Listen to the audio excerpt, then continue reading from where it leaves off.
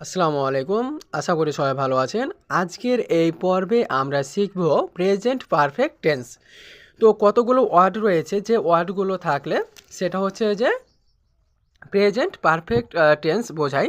তো দেখেন, ever, immediately, সোফার, lately, yet, already, just, just now, recently, এইগুলো থাকলে আমরা এটা বুঝবো কি প্রেজেন্ট পারফেক্ট টেন্স। তো এর আগে আমাদের দুইটা পর্বে ক্লাস হয়েছে, প্রেজেন্ট ইনডেফিনিট, প্রেজেন্ট কন্টিনিউয়াস। তো যারা এখনও আমার চ্যানেলটি সাবস্ক্রাইব করেননি তারা বিভিন্ন ধরনের প্রতিযোগিতামূলক পরীক্ষা, অ্যাডমিশন, জব প্রস্তুতি, বিসিএস প্রস্তুতি, যে রাইট ফর্ম অফ ভার্বস, বিভিন্ন পরীক্ষা টপিক স্টেপ বাই স্টেপ আপনারা টাইপ ভিত্তিক পাবেন, সলিউশন পাবেন। তো আপনারা আমার চ্যানেলটিকে সাবস্ক্রাইব করে নেন। তো দেখেন, প্রেজেন্ট পারফেক্ট টেন্সের গঠন সাবজেক্ট প্লাস হ্যাভ বা হ্যাজ প্লাস মূল ভাবের পাস্ট পার্টিসিপল ফর্ম, মানে হচ্ছে ভি3। তো আমরা এক্সাম্পলে চলে যাই। দেখেন যে I already dash pass the exam. তো আমি দেখব আমার এই সেন্টেন্সে কি আমার উপরের ওয়ার্ডগুলো আছে। তো দেখেন, তো I already dash pass the exam, তাহলে কি আছে এখানে? এই যে ওয়াল, এই যে এখানে কি আছে আমার অলরেডি।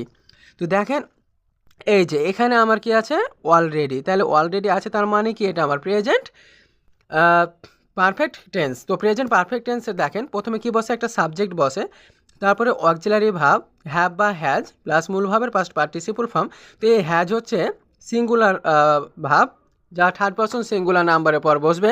তো এখানে দেখেন আই আছে সাবজেক্ট, আয়ের পরে কি এখন বসবে?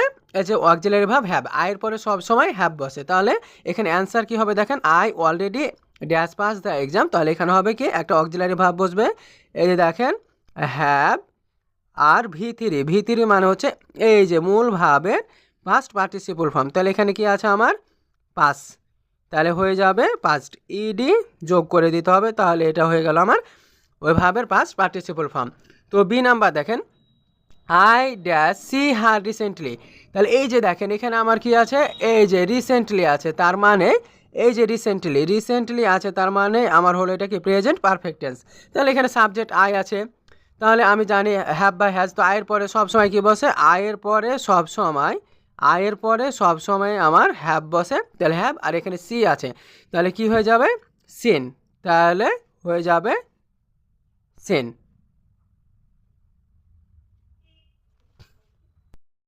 এখন সি নাম্বার দেখেন যে they just reach the station, তাহলে they just dash reach the station, তাহলে এই যে এখানে আমার কি আছে?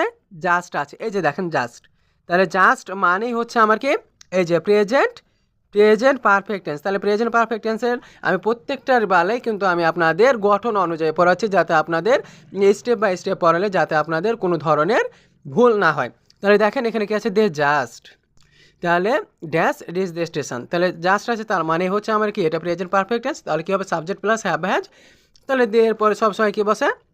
হ্যাভ বসে, একটা অক্সিলারি ভাব বসবে, হ্যাভ বা হ্যাজ, হ্যাভ বসে গেল। এখন এই যে মূল ভাব রিচ, তাহলে রিচ এর পাস্ট পার্টিসিপল ফর্ম ভি3 ফর্ম হচ্ছে, এর সাথে আমরা কি যোগ করব? ইডি যোগ করে দেবো, তাহলে they just have reach the station. তো ডি নাম্বার দেখেন he just dash go out, তাহলে এই যে জাস্ট আছে, জাস্ট মানে হচ্ছে যে আমার এটাকে দেখেন এটা জাস্ট আছে, তার মানে হচ্ছে যে আমার প্রেজেন্ট পারফেক্ট টেন্স। এখন দেখেন এই যে হ্যাজ, এখানে হ্যাজ কিন্তু আমার অক্সিলারি ভার্ব বসে গেছে, তাহলে হি হ্যাজ জাস্ট, আর আমার অক্সিলারি ভার্বের দরকার নেই, যেহেতু বসে গেছে। তাহলে আমি কি করব? এই জায়গাটাতে কিন্তু অনেকেই ভুল করে, তো আর ভুল করা যাবে না। দেখেন subject plus auxiliary verb have বা হ্যাজ, আমার কিন্তু হ্যাজ মানে অক্সিলারি ভার্ব কিন্তু বসে গেছে।